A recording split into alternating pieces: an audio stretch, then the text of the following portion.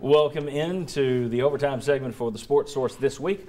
Chuck Cavaleris, Jimmy Himes, Bob Hodge, Jinx Logos.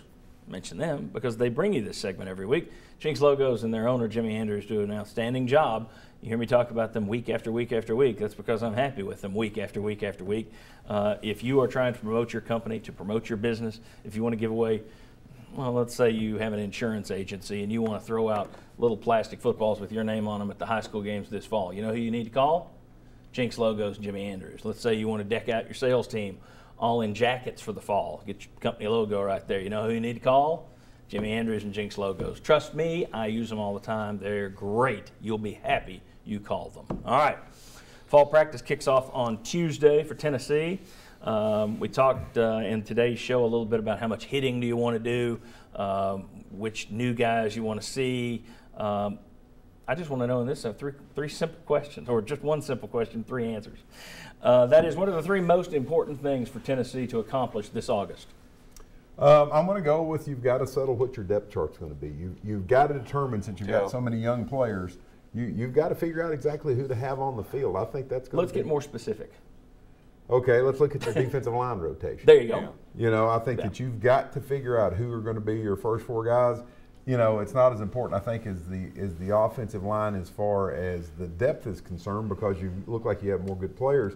But you got to kind of get things in order. There's a difference, guys. It's important when you start, or even if you play a lot. Well, being more specific, I'd go defensive tackle because they're pretty good at end. Yeah. So I'd go defensive tackle. And to get more specific, left defensive tackle. And right.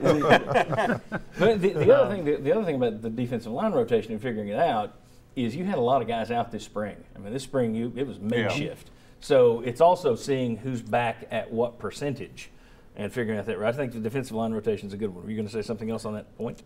Middle linebacker. Yeah. You got to identify middle linebacker. Yep. All right.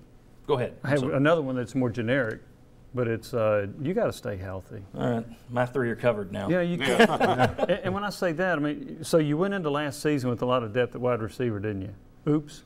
5 of them went down at some point. Yeah. And you also, obviously, you got to keep Dobbs healthy. There are a few places where you have decent depth, but just overall, they need to make sure they don't have injuries. And the perfect example of that is, if you remember, this time last year, Pig Howard's situation was kind of up in the air, and we talked about it on this show and discussed, okay, how big of an issue is it? And we said, well, they're so deep at receiver. Turns out he was your leading receiver last year because so many of those guys did go down at different points of the season. We've got D-line rotation. Find a middle linebacker to go along with Jalen Reed, may have been out there. Stay healthy.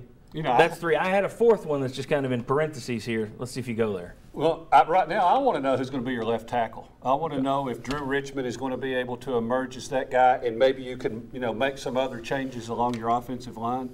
And one other one I had too was who's going to be doing some more of your kick returns. I don't want Cam Sutton out there near as much doing that with as much good young players as you have. Okay, kick returns. Yes. I think punter has to fill on the list. And obviously we're more than 3, so we're going to weed these down. I'm just we're fielding the topics here, and then we'll needle it down. But finding a punter, I think, ranks. Well, if you go the 13 running back. Yeah. They've got 2 good ones, but most people in this league go through 2 running backs that get banged up. Who's your number 3 guy? Yeah. And you've got one guy who has a history of being injured. Yes. So. And I'll even go with one more that doesn't involve players. How does the board and your offense fit together with each other? And I mean, this is going to be the important time. You had the spring to be able to find out where you were. But I mean, are you going to go into it and now everything is totally meshed up between his ideas, what does he want to bring, and which Butch Jones wants to do? Okay, so we've got DeBoard meshing with the offense. We've got 3rd team running back, kick returner, punter. You say left tackle, I would almost go the entire offensive line. And I was just trying to be more specific, but I actually did have that down. Yeah, I think tackle, you may have Richmond that starts at right tackle, but get that line.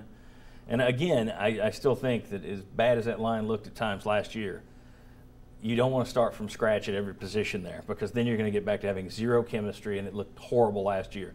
You got to have some of those guys from last year who've stepped forward. And if you were going to prioritize, John, I mean, I think Bob started out, I would look at defensive tackle, middle linebacker, and in your offensive line. I mean, I think if your line, offensive and defensive line can really, you've got the ends. If you can, the middle of your defense can really be solid, you're going to have a solid season. Okay, well, let me run through the rest here. We listed 5, then we got the defensive line, middle linebacker, and stay healthy. Now let's say Chuck's given us his 3. I'm going to go with middle linebacker, offensive line, stay healthy. And the 4th one would have been the D-line, but I think O-line, you're going to need it more. And I trust, again, maybe I'm putting too much faith in. I trust Steve Stripling. After 2 years, I trust what he does defensive line. Mm-hmm. So I'm going to drop that one down, but I say stay healthy. You got to get somebody that's a tackling machine as a linebacker in there. Right. And your offensive line is so key. Guys, what are your 3?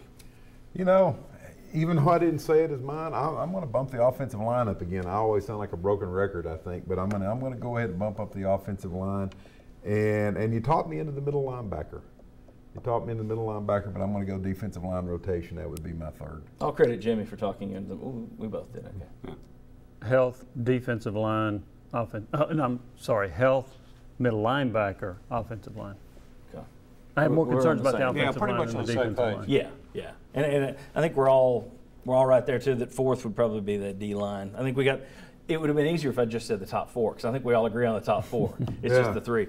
But a lot to work on in August. Go ahead. I'm sorry. Well, I was just going to say, you know, the defensive line, you know, I'm concerned about what pieces you put out there and how they fit together and everything. But it is a less of a concern in the offensive line because I think you feel like, okay, no matter who's playing, you've got depth and it appears that you have athletes. With the offensive line, you still just can't say that. Well, with Barnett and Majid, you got more than 20 sacks coming back. Yeah. So your defensive end position is as good as anybody in the SEC.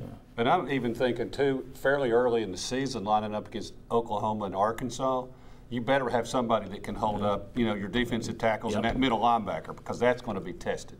Good point. Good point. All right. Guys, I appreciate it. Appreciate you for watching the overtime segment here on SportsSource.tv. We will see you next Sunday for an all VFL show. Dewey Warren, Daniel Hood, Jacob Gillum, J.J. Surlis, a few other guys will be right here Sunday, 11 a.m. WATE 6 for the Sports Source. Thank you and see you then.